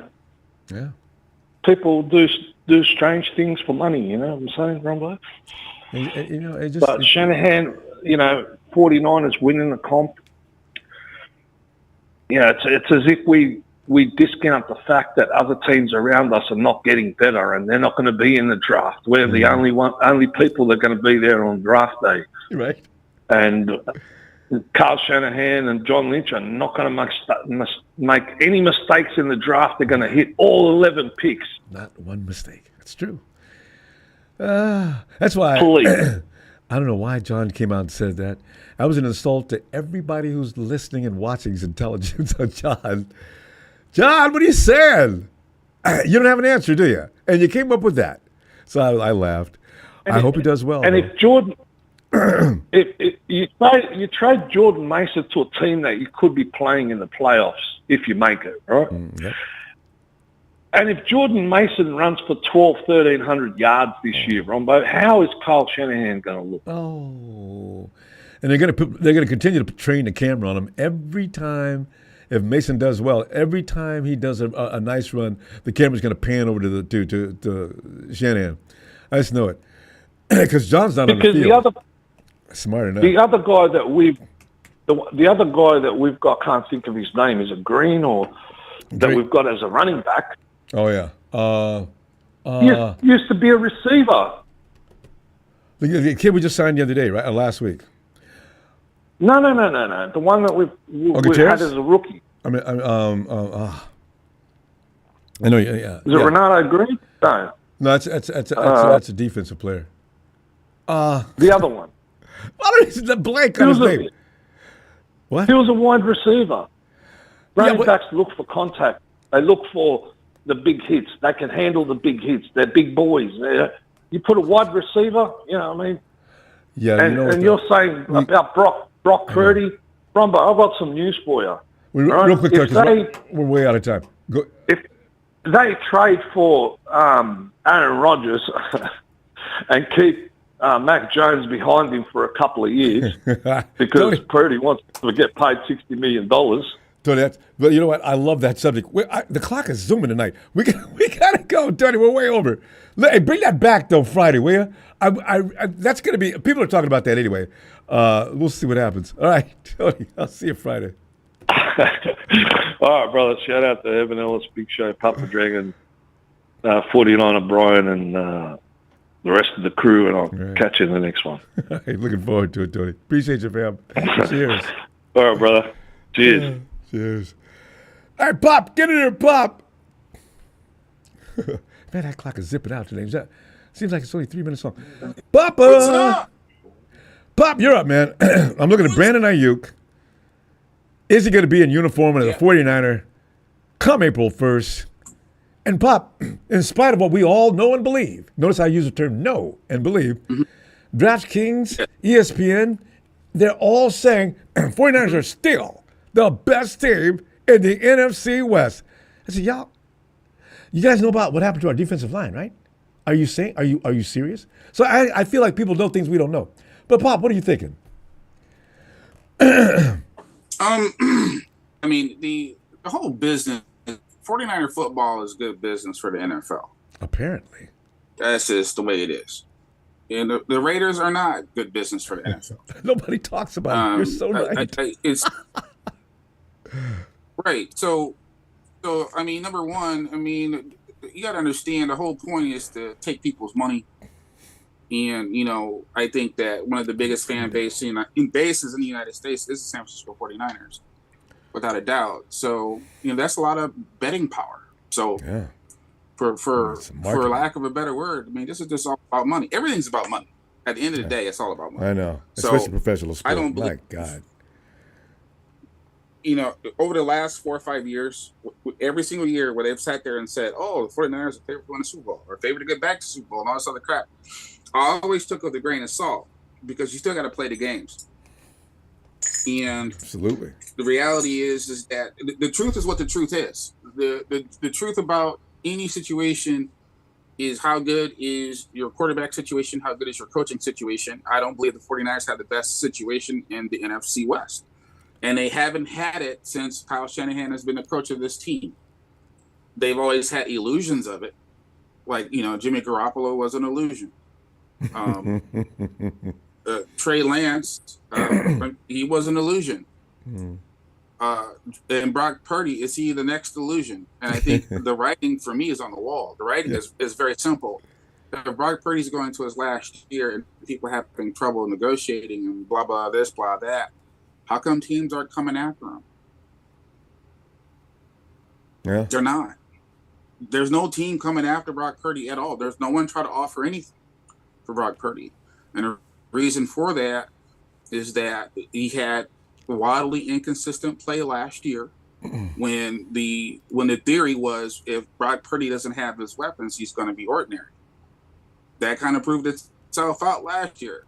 So instead of the 49ers increasing the value of Brock Purdy, we hear stuff in the media, and they're not supposed to be leaking stuff in the media, but they do. So we hear that he was offered $45 million. Okay, which But Pop, is where'd that information which is an come insult. from? I often wonder because the 49ers. You say they did. that The information- 49ers are really usually pretty quiet. You find out anything, it was really a No, miracle. they're not. You don't think so? No, they're not. No, when it comes to Parag and Jed, you know, right now they're kind of taking the show over a little bit, and I believe that the seat for Lynch and Shanahan is a little warm. So, I mean, whenever you have, I've never seen a general manager come out and say, "Oh, we're cutting back money this year. Well, we spent number 2." I never heard that in my life. I'm sorry, I just haven't. Have you heard that? I don't even hear that from bad teams. Well, usually, Why would I hear from the term in front of it is rebuild. Well, here's the deal with the rebuild. The rebuild comes with a new coach, comes with new systems, new coaches. They call it retooling, I guess, if your That's team the stays the rebuild. same. Yeah. This is very similar to what the Rams did a couple of years ago. They didn't say rebuild. No, they never did did use that term. And they sent a letter. That's something I've never seen before either. You're going to see a lot of things you've never seen before. That letter to the fans apologizing for what's about to happen. Yes. Yeah, but you know what? I thought they handled it way last year than Jed, because Jed raised and took, and then let go a big chunk of the team. So you have a lot of people that are upset and are worried about things. So it's two different organizations ran two different ways. Okay, so unless you're winning Super Bowls, and again, that's a big ask. But unless you're like winning Super Bowls, you got to be very careful how you tread on the fans, because I remember it wasn't too long ago, that stadium was empty. It was empty like a preseason game. Well, no, other team's fans though. Right, and that stadium is a big old cash cow for the Yorks. So, in any particular case, I think moving forward, we'll have to play it out. We have to see what happens. I mean, nothing is decided in March of the offseason. No. We don't even know who 3/4 of the defensive line is going to be. Oh my God, that's I have a feeling what's going to happen. Whoa. I have a feeling. I have a really good feeling, actually. I have a really good feeling that the 49ers will be better this year on defense than last year. So for no other reason but Robert Saleh's return. Yeah. Well, part of that is Robert Saleh's return, but the other part of it is that they do got some pieces there that can play. They're just not highly taught pieces. They're not. They got an undrafted free agent, like the one dude that's like 6'1", 330 pounds. Is that that's the like African? got a very quick first step. Aquanu. I forget his name. I was studying their pieces from last year, and I'm looking at the defensive line like the backups are better than the starters. So I can tell you that the backups they had last year were better than their starters. So they were definitely more high energy. I can say that they've had some mishaps. They had some things not go their way, which is typical football. Like last year, they had a linebacker signed, and then all of a sudden he went to Dallas. So you can't control that. And then they bought in something that was way worse, right, on a number of levels. Mm-hmm. With that Devontae guy, Campbell, that guy. So big it's one of those things where I think they thought they had Bosa. It appears to me that there's like this slight level of arrogance with the 49ers. This is what I mean by that. They either value their players too high, or they expect that everybody wants to come here and play because they think they're so cool and they're so great. I think that there's a little bit of arrogance there, and I think they really expected, oh, you know what? We're going to lowball this guy and see what happens. So they lowball Greenlaw. They technically, this is what I heard, straight up out of somebody's mouth, okay, who's not on TV, who doesn't have a podcast. I'm talking about someone who works in the industry. They're like, look, you know what? They lowballed him so bad it pissed him off that he just literally took the first offer he had because he was just pissed. And they tried to go back and get Greenlaw. On Greenlaw, yeah. Tried to up the offer because they didn't think they could afford him. And then Greenlaw was like, nope. So that's the same thing with Forrest Buckner, too. They were also expecting. Yeah, they were also expecting Bosa. They were expecting because they cut the defensive end, expecting to get him, and then Bosa. What they didn't realize, again, remember, you can't control what people do. Okay, there's some people just want to be wanted, right? They did not expect Josh Allen to get on the phone and talk to Bosa and convince him to come to Buffalo. They didn't expect that, and then Buffalo upped the ante. Hey, fam, we got to go. I'm gonna tell you what. So, as usual, always what I like about you always get points that are going to be talked about after you leave. I still love Jimmy G, by the way, and we're gonna wait for you on Friday to come back. You know what? I love porn star Jimmy too. Porn star Jimmy is a fine looking man to look at. You know, nice, great shoulders. 13-3. Come on, that's got to get some love. I'm sorry, Ronbo. I'm sorry. I'm sorry. He is where he belongs right now on somebody's head. You just don't go from being a quarterback to the bench like that. Although it pisses me off that he's playing with the Rams, though. But I hear you. You know, I'm tongue in cheek on that anyway. All right, fam. Let me see you Friday, all right? Because I know you got some more good popisms. Yes, sir. Give my message. Awesome family. Bam, boom. Shout out to the fans. Shout out to them 49er faithful. Shout out to production. Shout out to you, Ronbo. Shout out to my three Tonys. And Big Show, keep bringing it, brother. Keep bringing it. Because guess what? If they would have listened to Big Show, we wouldn't be in the situation we're in right now. Yes. Night, Pop. I'm dead. You go back and look at all the crap that he's pissed people off about. None of those bastards are here, or they're here overpaying. Pop, save it for Friday, Pop. I'll be waiting for it. All right, fam. And Ramia, don't you say anything about Ramia. One person has nothing. Ramia Sports loves to hear about the 49ers having a couple of year stays. Let's go back to the St. Louis Rams when you couldn't see but 3 people in the entire stands. And by the way, Ramia, don't act like the Rams never have empty stadiums. You need to get up off of that. You make yourself look foolish. Hey, Eric, come on in, man. What's going on, everyone?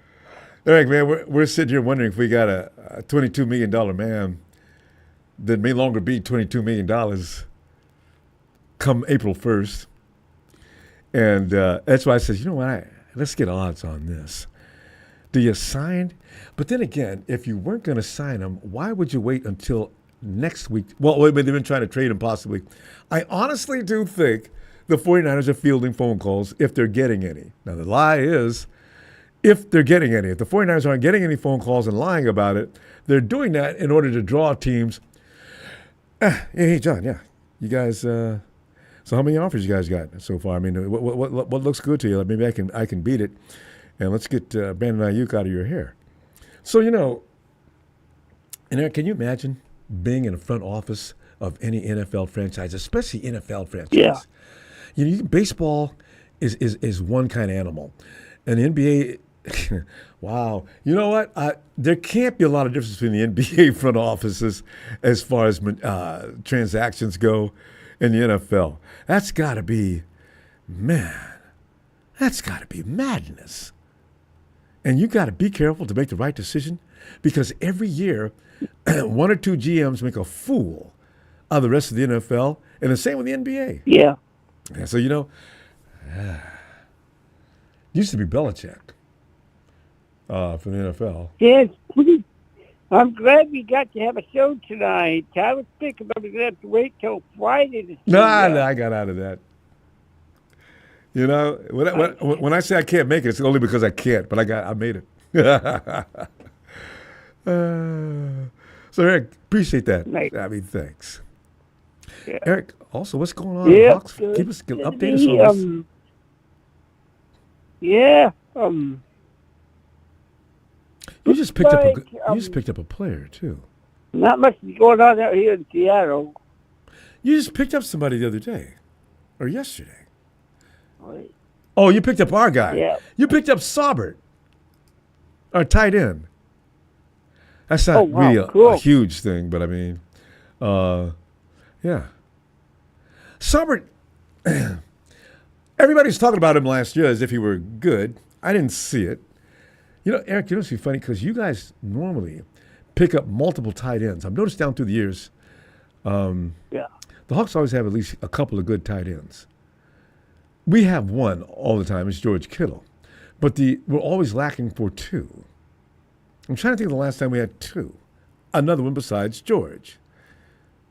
Maybe our offense could be built on that. And even though the rivals, you guys still always seem to give me headaches when we play you guys, just because of how good a lot of these players are. Like McCaffrey is still McCaffrey. And Brock is still Brock. George is still George. Just amazing.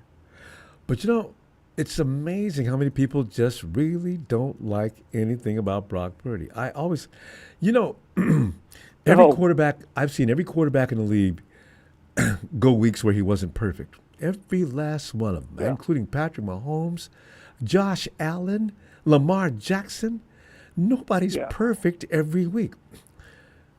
But if Brock has a bad week, whereas the guys I just mentioned, it's amplified that big. If Brock has a bad week, he can have 3 or 4 in a row that he just was excellent. And it comes that bad week. Oh, he sucks. His arm's weak. He can't throw the ball. He makes bad decisions. Some quarterbacks are always going to draw that kind of thing, no matter what they do.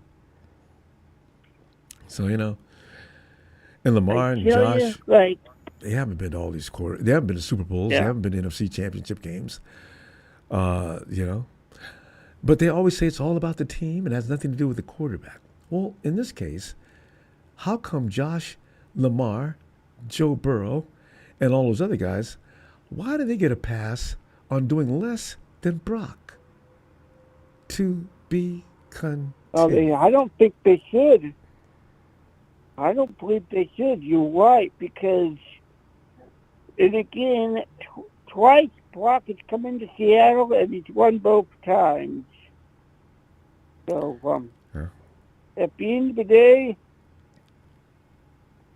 a tough environment, and he's proven he can win. He's the winner. Yeah, that's what I say. Damn everything else. Look at the record. If he's doing it, he's doing it. I mean, you can't take that away from him, right? Yeah. It's always going to be that way with Kyle Shanahan. His quarterbacks, except for one that I know of when he was in Washington, critics are always going to give all the credit to the system, the players around the quarterback. Jimmy G, where the media wants to, I media gets mad every time I mention it, but Jimmy G's actually behind Garcia. Brock is just about to overtake him, but no, Jimmy's in front of Garcia. Garcia was just behind him. In total achievements. But Jimmy's one of the most hated quarterbacks in 49er history. Brock is coming down that same avenue. Now, this year, I suspect Brock's going to be ranked number 3 amongst 49ers all-time quarterbacks. But it's because of Kyle Shanahan, he's only going to get so much affection. Other than that, but here's the thing, Eric. People hate Kyle Shanahan too. Yeah. I say, look. And I tell you, like with Kyle, I think at the end of the day, that one toss in overtime last year, that's going to be the one thing that's going to really get people going. No. Yeah, but it's I mean, was it a pretty dumb mistake? Yes, it was pretty dumb, but he wanted the ball like immediately. But at the end of the day, maybe he just felt like he had a better chance. Yeah. Didn't work. Being football players, yeah. You're here today, you're gone tomorrow, you were glorious today, your people are hating you the next day. To be a football player, Eric, you do have to have, you got to stay away from the media as much as you can. Don't react to praises because they can turn just the opposite way in a minute. They're no better than the things you're going to get later, as long as you're doing well. Hell, even Joe Montana got booed on occasion for certain things. And Steve got a lot of trouble often, too. But so you can't have a bad week. You need to be... Consistency is one thing, but how it's measured by some people from one person to another is sometimes amazing. Because if a person gets it done at the end of the day, that's what he should be graded on. Not for the 2 or 3 times he had a couple of errors. You know, even Stafford, I joke when I talk about Stafford throws a lot of picks, but he gets it done with the Rams for the most part. But I do love to watch him throw those picks. He always throws them at opportune times, too. Eric, you know who the guy is we can all pick on together and enjoy ourselves and everybody be in the right? Dak Prescott. I mean, $60 million a year. I mean, that's an annual salary. I mean, it doesn't make sense. And then Jerry Jones sits back and justifies it by saying this, we'll go as far as Dak will take us. Well, Jerry, why'd you pay him until he took you there? Eric, can you imagine you being a Cowboys fan? Or if Jerry Jones owned the Seattle Seahawks? No. Oh. Really thinks he knows what he's doing. He won't hire a GM. So no matter how trouble we have in Seattle or San Francisco, we can always look down at a team that's on fire all the time. The Dallas Cowboys, America's team. Yeah. I do. How did they get that? How did they end up getting that nickname? There is a long story behind that. Damn. I'll be ready next time. I'm gonna bring that to the table next time. Why are the Cowboys considered America's team? Not really, because most of us, and for the record, I'll see you Friday on this, all right? Because we're going way over time again. Eric, let me see you Friday, okay? All right, man. Have a great night. Have a great night now. You too, Eric. Night, fam. Okay. Oh. Frank? What? Frank? Oh, All-Star Luna. Let me see what All-Star Luna's saying here. Ram got packed stadiums just with whoever they're playing. Fan base. That's why they ask whose house it is. See, All-Star Luna, this is the thing Rudy keeps talking about. Oh, you guys got empty stadiums. We beat you guys in attendance every year. Damn, dude. How? Are you serious? When we play you guys, all you get, when the camera pans across the stadium, all you see is red. Yeah, that stadium's packed, but not with your people. Frank, come on in, Frank.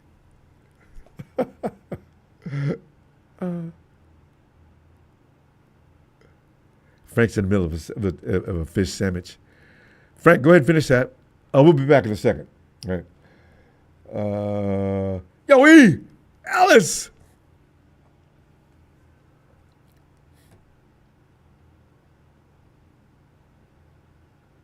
Hope her phone's okay. We better get 2 in a row. Ronbo. There he is. Ellis, come on in, man. Sure. Yeah, you know, we're talking about. Are we still gonna? Is BA still gonna be a member of the Empire come April 1st? And for some reason, and they keep 2 announcements: DraftKings, ESPN. We're still looked upon as being badass. The 49ers go win the West. Ellis, are they messing with us because they know we're a sensitive bunch of people? And is Brandon Aiyuk going to continue? Is this all a lot of noise that ain't going nowhere? Was Brandon Aiyuk going to heal up and get back on that field in Week 10 next year? That's not a good thing. Oh, God. No, it's not. Yeah. I mean, they know what time it is. We're gonna be coming back, with a vengeance. Pistons firing. 6-10 is beneath us. Embarrassing. And 11, right? so, Yeah, 17 sorry, games. 6 and 11. I mean, Yeah. Oh, right. That makes it ugly. So they know that's beneath us. So they expect us to come back and, as they should. They expect us to come back and compete, play well. Redemption. So there's no fluff there.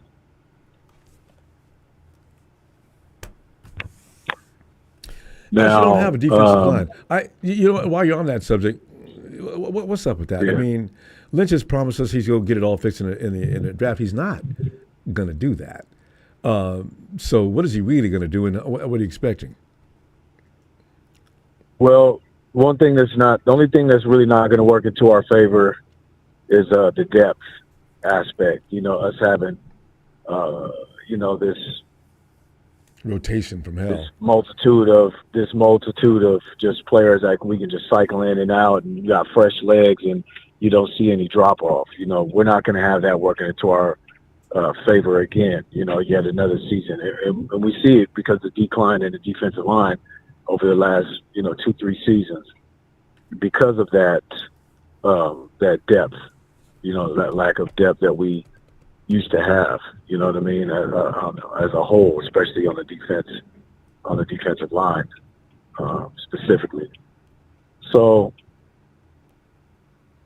I think they got their eyes on some guys that they're going to have come in right away. And I think they will be surprised. I think that it'll be, barring there's no injury or anything like that, we'll have some rookies that'll come in and fill in right away. That'll come play like Renardo and, Dominic Pooney and Malik Mustafa did. You know what I mean? Yeah. I think we'll have if we can get at least 3 to 5 starting caliber rookies to come in, and then we're going to hit at least on 2 or 3 guys, I think, in undrafted free agency. You know what I'm saying? Yeah, we usually do. Uquanu. So So I think it's going to be better than what we may feel, considering we don't have the depth of Philly. A lot of other teams that have done well. That have went. Nobody really went Godzilla in free agency. So I can't say that there's any teams that went just super crazy. I think Philly probably did the best. They're reinforcing. They're reinforcing their depth and making sure they can keep that intensity and there's no drop off. So they're going about things in the right way. I think they're probably doing the best right now. And he lets Sweat when it comes to that. Oh, them boys, Sweat. Well, and I think he's a Cardinal what? now. Yes, that dude is a badass. Philly said, "No, we good." Really, boy, y'all got some horses, don't you? Let that one go. Wish we could have got him. Sweat's bad, long, fast, vicious. Whew. Yeah. Mahomes is glad good. he left. So so we'll have some success, I think, in the draft, a little more than maybe a lot of us are probably thinking. I think Brandon Aiyuk is on the trade block. I think what it comes down to is, are you concerned more about saving the $100+ million, or are you more concerned about your compensation? Because if you're more concerned about the compensation, he's not going anywhere. Mm-hmm. So if we're not willing to take a bevy, that's right. Yeah, if we're not willing to take, a massive downgrade as far as fifth and sixth round, like 3, 4, day 3 picks or something like that. We're not getting a fourth. We'll be lucky if we can get a couple of fifths and like some sevenths. It's going to be disrespectful what we get, but at the end of the day, he's not going to play until week 7 to 11 or something. Yeah. You know what I mean? Like to come back from that and actually be able to play where he can be, in game, and then he has to get in game speed. It could take him 2-3 games to even get into just game speed condition, let alone a rhythm. That could be week 14. No doubt. Shit. You know what I'm saying? I mean, look at what happened when he came back healthy.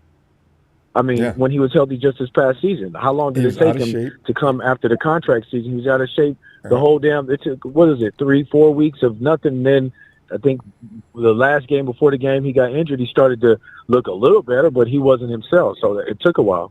I agree. Ellis, we do have to stop though. And Friday, and yes, as I made that promise earlier, I announced it actually earlier. Between now and draft night, Ellis, I want you to give me a quiz on every player you sent me. I'm gonna be ready. As of right now, I'm not. All right, fam. Yes, sir. Shout out to family. Thank you for the platform. Love you too, fam. All right. Check out those videos, damn it. I promise. All right, family. Give my best in the game. Peace and love. All right, fam. Night. All right, fam. 626 area code. Hey, what's going on, Ronbo? This is Isaac with Isaac. SGB 49ers and SoCal. I used to be 49 SoCal. Hey, what's up, fam? How you doing? I'm doing good, man. It's been a long time. It has been. Because I'm remembering that title, 49 SoCal. Isaac, a lot's happened since. It's been a couple of years, hasn't it? Oh, it's been at least 4 years since we talked. Yeah, lots happened since then, ain't it? A lot. 4-year mark? Ooh. A lot has happened since then. We have been to the top of the pyramid, sliding down it, trying to put the brakes on now before we hit the... No, what am I talking about? Isaac, we hit the dirt this past season. 6-11. Yeah, no, we 11 ass I don't think I've... Oh. Damn. I don't think I've heard this much, yeah. I haven't heard this much as a fan in a while. And losing all these players and everything like that, like I just seeing this happen and thinking like we still have this glory that we're trying to hold on to. And it's funny because like this pain was almost, it's greater than when Jerry Rice got, let go. I remember that. I like just correlate that with the same kind of pain, as a fan. Yeah. I mean, you see those stars leave, it's always like, wow, I thought Jerry was going to be here for life. And we always have a player here and there. I didn't think he was going anywhere. DeForest Buckner, I thought he was going to be a permanent fixture. Some of these guys, we got to let it go. I mean, otherwise you get your feelings hurt all the time. The 49ers, I guess any organization, you look at baseball, basketball, in today's professional sports world, everybody is expendable. If anything we've learned in the last 10 years, that is the case, and maybe earlier, actually. And you're right, Ronbo. I mean, one thing, though, that made me feel like our team kind of saw the fan base bleeding out is when they brought back juice, man. They gave us some juice, and we got revived. All right. It was like, some people didn't appreciate that. I did. You did, too, as well. I felt good about that. I did, bro. I texted him on Cameo and said, "Hey, man, thank you so much for coming back, bro. I love you." I mean, it's like when as a kid, when Mom used to leave the house and I was just there with my ridiculous brothers and sisters. I felt like a potential victim, right? God, She got home, I was back. Yeah, what y'all gonna do? So there's something about security in veterans. You can't get rid of all of them, and we got rid of a lot of them. I was scared Kittle was next. I knew Fred was gonna stay. And CMC. Isaac, CMC, would you have held on to CMC? Because I hope he can remain healthy this year. Otherwise, man, it's a big thing to look. We'll see. Honestly, I think they put him on they were thinking about putting him on the chopping block if they wouldn't have gotten a good, heard something good from the doctors. Yeah. Because there's got to be something they know we don't know because, absolutely. Even in the press conference with John Lynch, he said CMC is in good shape. They said he was in playing shape. A few weeks ago, they said if the 49ers had to play today, Christian McCaffrey would be on the field. Really? Okay. So he's got plenty of time between now and OTAs. He should be in perfect shape by then, right? Right. Okay. We'll see. Exactly. But yeah. I hope so, man. With the running back Ronbo that you guys were missing on. Yeah. Block Eyes told me about that. Ronbo, Tony.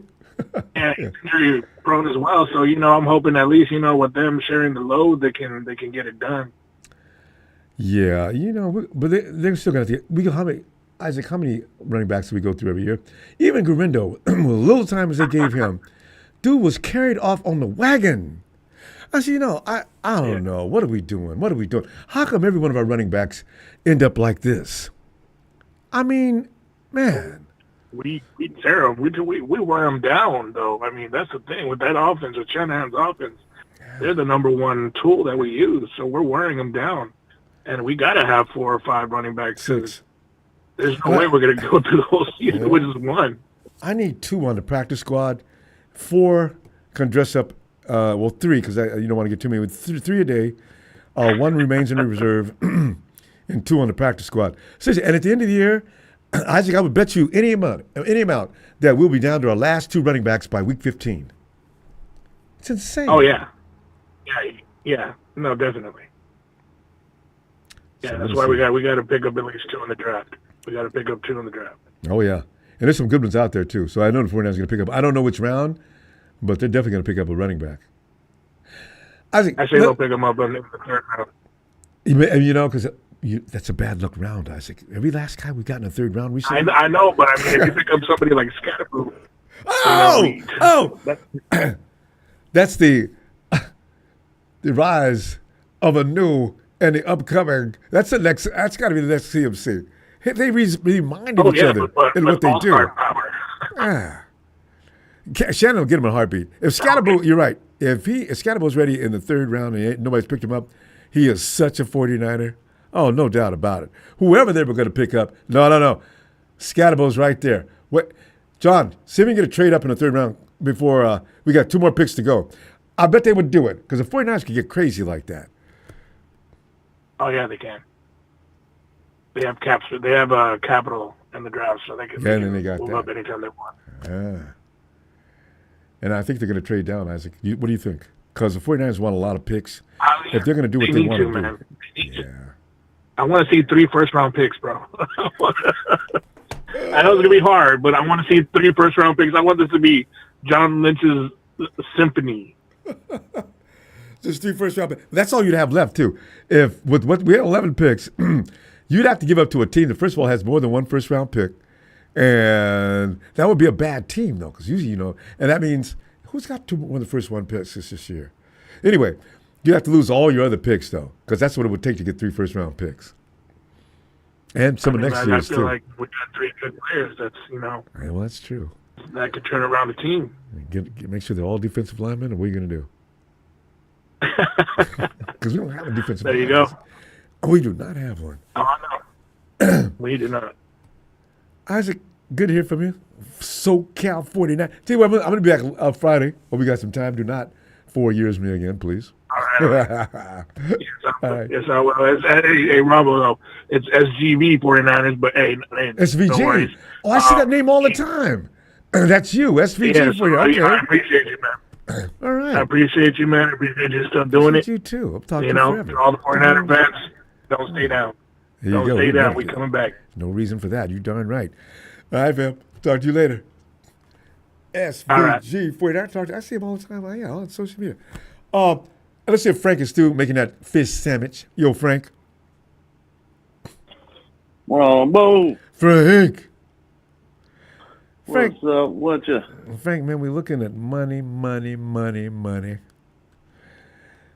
$22 million is a lot of money. You know how normally we hear about the 49ers doing this and the 49ers doing that, and we out there a damn lie. They ain't doing nothing. But you know what this time? 22.85 for Brandon Aiyuk April 1st, if they can't get him up out of here between now and April 1st. I really do think they're trying this time because the 49ers are on a mission to get rid of everybody that's costing too much money. And he ain't even playing. As a matter of fact, Frank, I'd like to have your opinion. If you were in charge, would you make sure if somebody offered you an 8th-round pick and you know that don't exist, would you take it for Brandon Aiyuk? Well, first we got to go back. Why are we in this situation, Ronbo? In the first place. Why are we in this situation? Somebody belt with why are we in this situation? You're right. Yeah, why are we in this situation? Like, stop catering to these players, man. When they stop catering to them, stop catering to them. So that started with us, with the front office, man. We put ourselves in this. We put ourselves in this situation, Ronbo. We did this, you know, man. Gotta do it again. So that's what they do. My take, man, we have to hit first round, second round, and third round in this draft. I hope they have a plan. You know, Green low gone. You know, that's one play I really wanted to keep, but. If you're going to replace him, you know what I'm saying, with, I know that linebacker and Cal, I think he played for Cal. He's nice, number 10. I don't know his name, though, but he's nice, Ron. He like a Fred Warner 2.0. That's D. Winters. He played for Cal. Yeah, no, not D. Winters, I'm on college in the draft. Oh. He played for Cal. The college. Yeah, he's number 10. Cal? Yeah, he liked that. Yeah, he looked like Fred Warner. Like a 2.0 Fred was nice. Nobody talks about Cal. Yeah, he's nice. I gotta go see him now. He is, huh? You go check him out, number 10. Yeah, and he looked like Fred. He played like him. Like yeah. Fred's probably his idol. I mean, I can say. So I mean, I don't know what to think or what to say about us, Ron. But I mean, now y'all want to dump the load and get rid of all this. I mean, you know, who should have been there, man? You know, you catering to once you get on these. I've been with Debo. Like once you get on these podcasts, Ron, your mind mentally you now focus on the game. Yep. You're not focused playing football. You know what I'm saying? So you see, they get their money and then they go into podcasts and trying to get into acting or fashion, and you know they don't have the love for the sport gone. You know what I'm saying? It's not in them no more. They got paid. Yeah. You know what I'm saying? And so we put ourselves, you know, our foot in our mouth, man, with just catering to the players. You know, and that's just starting from the top. So Lynch, man, you got to hit on in this draft. Forget all that 4th round, 5th round. You got to hit in the first round. You need to hit. You need to hit. Pick the best player available. Every round. You need to hit. You need to hit. Every round you need to hit. Not saying that each round every player going to come out and be dominant, but at least just pick the best player available that fit how we play 49ers football. You know, and that's it, man. I wonder, how much Adam Peters play a part in, in our success. For real. Man. You know what I'm saying? So we got to look at that too. You know what I'm saying? So I mean, because I don't know, man. It's just overnight, Washington looked like a world beater. And is everything with Adam coming over there? It cannot be a coincidence. Damn. Yeah, you're right. Yeah, he went over there his first year and turned that team around. As far as putting the pieces that they needed. Yeah, the NFC Championship. Yeah, it was close to the Super Bowl. They just pieces away. But we just got to see if how Kyle going to change his offense. Is he not going to run CMC in the dirt? Is he going to mix it up? You know what I'm saying? He's going to spread the ball around. He's going to get everybody involved.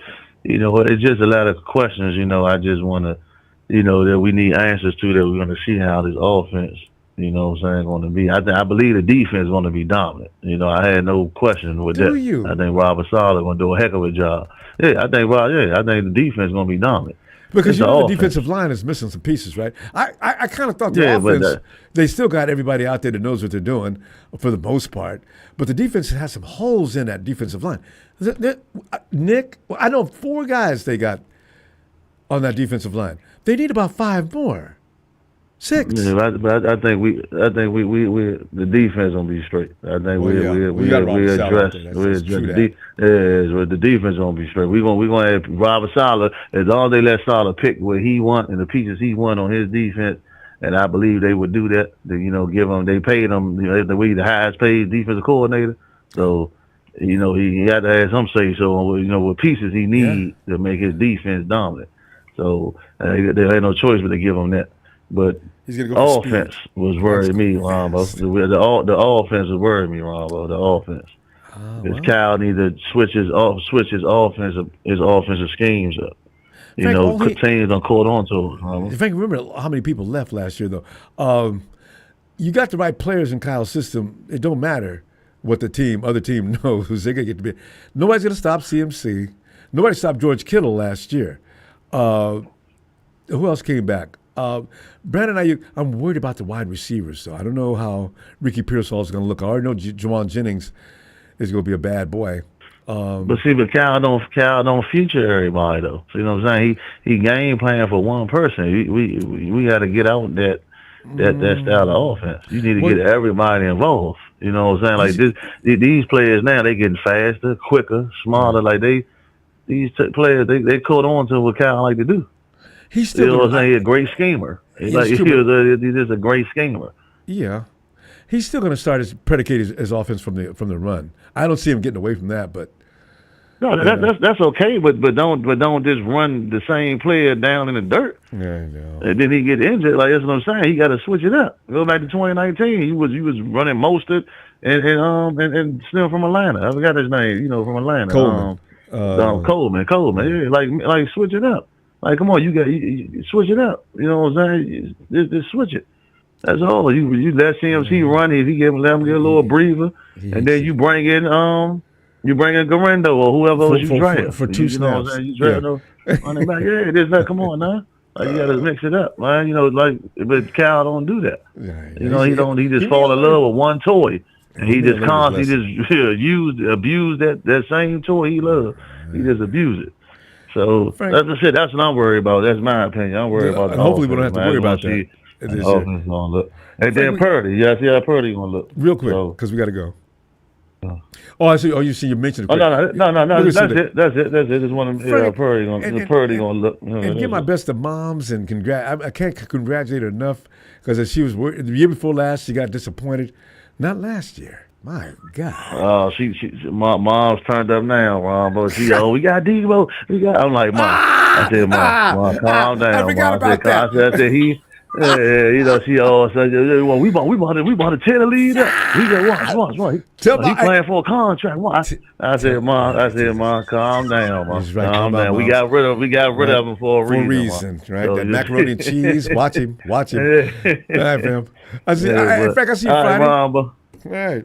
Okay, man. Shout out to you, man. I just say I haven't been on in a while, but I still my ears still glued, So, but shout out to you, man. Production and Dallas, Big Show, Papa, Tony, Shabazz, all y'all, man. I love all y'all, man. Everybody stay positive, man. Yeah. Enjoy the rest of y'all night. All right, Ronbo. You too, Frank. Night, fam. And we hustle over here to the man we call Brian Cup. Would you get in here? Brian, I meant to tell you the other day, you've put on you're a new Bryant. This is I meant to take. This Bryant is one I've never seen. I'm loving it. What did I do, Ronbo, that impressed you? Or I'm delighted. You become feisty and outspoken and dare anybody to try to. I mean, you're fighting back with people on the chat. I'm watching you going wild. I said, this is Bryant. Bryant used to be so calm. Well, he's now not happy. Well, what was it like? What was it back in 2014 or 2015 when I met you? I started, Well, there was no reason to be asking you directly questions.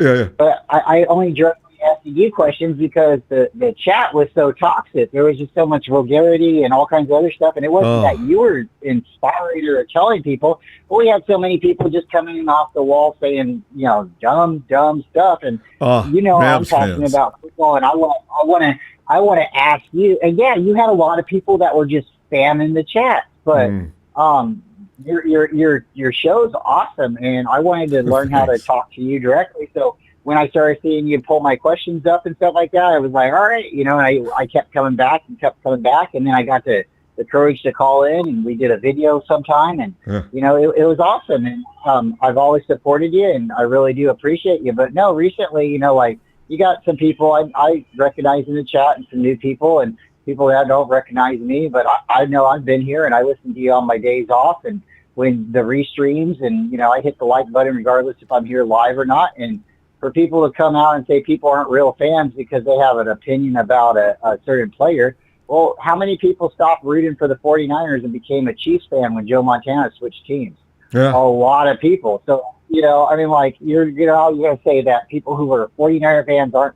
So there's just a lot of silly stuff, And yeah, I'm going to argue a little bit back and forth, but when people want to say that I'm not a real fan, or other people aren't a real fan, oh, guys, you're saying that to Brian. That's the wrong guy to say that to. This guy, he eats, sleeps, and drinks and breathes 49ers. It's about that's where this hat came from. My boy Brian.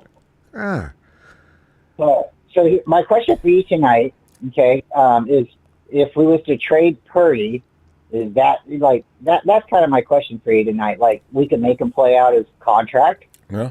We have Mac Jones, so if he wants to be traded, we can run with Mac Jones. Everybody hated Mac Jones because he wasn't Trey Lance. Yeah. We all wanted a different quarterback because we had Jimmy Garoppolo, who took us to a Super Bowl. Yeah. So it's not necessarily the quarterback here that gets us to the Super Bowl. It's been Kyle. And Kyle's gotten multiple teams to a Super Bowl now. Whether or not he's won it or not, that's a different story. But if we was to go ahead and say, okay, like Sam Darnold went to Seattle, he got paid about $30 million. There's other quarterbacks that are still out there. Russell Wilson went to New York and got $22 million. 10 guaranteed. Both of these guys could throw. They could throw further than Purdy. And I know it's not about how far you could throw the ball, but stats do matter. And this is a big deal. At the end of the day, yes, we've had Jimmy Garoppolo take us to a Super Bowl, Brock Purdy take us to a Super Bowl. You've seen other players go to the Super Bowl and win it. After a certain period of time, you have to say, okay, do we need to rebuild? Do we need to retool? And that's what they're doing right now. A lot of people got mad last year. Armstead left, but did he do anything in Jacksonville? No, he has plantar fasciitis in both feet. So at a certain point, you have to say this guy is wearing down. We have to move on. Brock Purdy, I love the guy. All right, I'm not saying I don't like him. I wouldn't be mad if they kept him. But if we can upgrade, then most definitely let's upgrade. The guy's got 2 elbow injuries or more than that they don't want to disclose. He's not throwing the ball 50 yards. Stevo Supremo in the chat says he can throw 55 yards and whatever. That's yards after the catch. That's him with the wind behind him. Okay, and I'm not trying to hate on the guy, but it's like Purdy's not the guy that's going to nail the wide receiver running down the field for a 60-yard bomb. He's not. Now Josh Allen, Jamarcus Russell could do it on his knee, right? He could throw the football out of the stadium, but he didn't have the mental capacity to. Yeah, I was going to say, Marcus, right? Not a good example, but yeah, I know what you mean. But you look at there's players that have more talent than he does. But yeah, he is definitely a smart quarterback. But you have to go back and look: is it him being so smart, or is it him being in Kyle's offense? Because if he went to the New York Giants, if he went to the Washington Commanders, if he went to maybe the Miami Dolphins could use him like how Kyle is using him. Well, yeah, because Daniels is over there. Yeah. Exactly. So there's not too many teams out there that are going to be running the Kyle Shanahan gimme offense. Remember the Jimmy Gimmies? So Brian, it's for people to get. Let me just say this though. How many teams have a bad program that are winning though? I sometimes think it's a little overrated. as far as bad programs, no offensive line. People use that as ammunition to shoot at Brock. I don't understand the fairness of that though either though. If you some teams, you look at Harbaugh over in Chicago, with the Chargers, he went and got a run game, and now you've got a better product coming out of there as well. There are things that have to be in place for a quarterback to succeed. To take everything away from a quarterback and say he still could get it done, I think that's a little bit inaccurate. And I totally agree. There was a lot of injuries last year that happened. It wasn't all on Purdy's hands. But since we went from Jimmy Garoppolo to Trey Lance, everybody wanted to change the offense. We were running the ball with multiple running backs, and then we went and got, Trey Sermon? And we changed the offense to go pass happy, right? But we weren't able to do it with Trey Lance, right? He got hurt. Jimmy Garoppolo got hurt, and then here comes Purdy, and then he gets hurt. So after a certain period of time, then everybody starts saying, we need to upgrade the O-line. But you guys wanted to go pass happy when we were running the ball 9 to 10, 15 minutes a quarter. And if you don't believe me, go back and look at the quarter stats.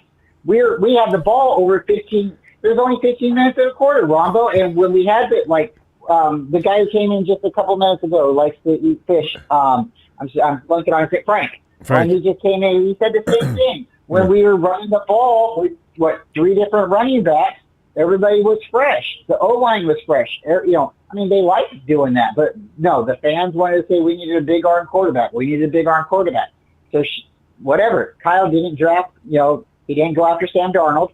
He didn't get Mac Jones like he wanted. And now where are we at? We got Sam Darnold. Now we got Mac Jones.